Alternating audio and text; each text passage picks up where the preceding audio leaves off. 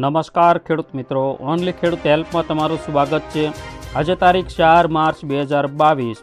અત્યારના મહત્વના હવામાન સમાચાર। ફરી વખત હવામાનમાં પલટો લાંબા સમય બાદ સર્જાશે। દક્ષિણ અને ઉત્તર ગુજરાતમાં સોમવાર મંગળવારે માવઠાની આગાહી હવામાન વિભાગ દ્વારા કરવામાં આવી છે તથા કેટલાક હવામાન નિષ્ણાતો દ્વારા કરવામાં આવી છે। તો લાઈવ વિડીયોના માધ્યમથી જોવાનું છે કયા વિસ્તારોમાં વાદળછાયું વાતાવરણ જોવા મળશે, કયા વિસ્તારોમાં વરસાદની શક્યતાઓ જોવા મળશે। ગુજરાતમાં હોળી ધૂળેટી પૂર્વે જ ઉનાળા જેવો માહોલ સર્જાવા સાથે તાપમાન સતત વધી રહ્યું છે, ત્યારે રવિવારથી દક્ષિણ અને ઉત્તર ગુજરાતમાં હવામાનમાં પલટો થવા સાથે હળવો વરસાદ અને માવઠાના વરસાદની આગાહી કરવામાં આવી છે।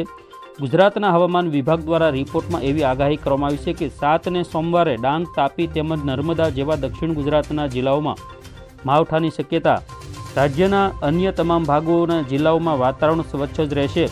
8 અને મંગળવારે ઉત્તર ગુજરાતના પંચમહાલ, દાહોદ, મહીસાગર, નર્મદા, તાપી, ડાંગ, છોટાઉદેપુર, વડોદરા અને સુરત જિલ્લાઓમાં હળવો વરસાદ થવાની શક્યતા છે। રાજ્યના અન્ય ભાગોમાં વાતાવરણ સામાન્ય અને સ્વચ્છ રહેવાની શક્યતા છે।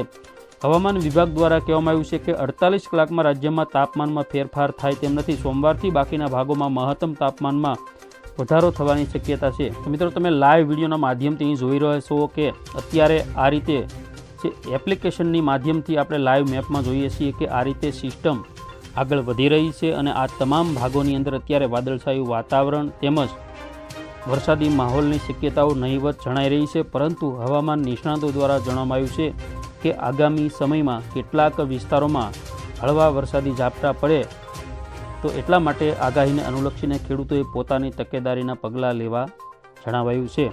તો બસ ખેડૂત મિત્રો, જોતા રહેજો રોજે રોજ તમામ અપડેટ। ફરી વખત મળીશું સવારે 5:30 વાગ્યાના વિડીયોમાં હવામાન સમાચાર સાથે। ત્યાં સુધી મને રજા આપશો। જય જવાન, જય કિસાન।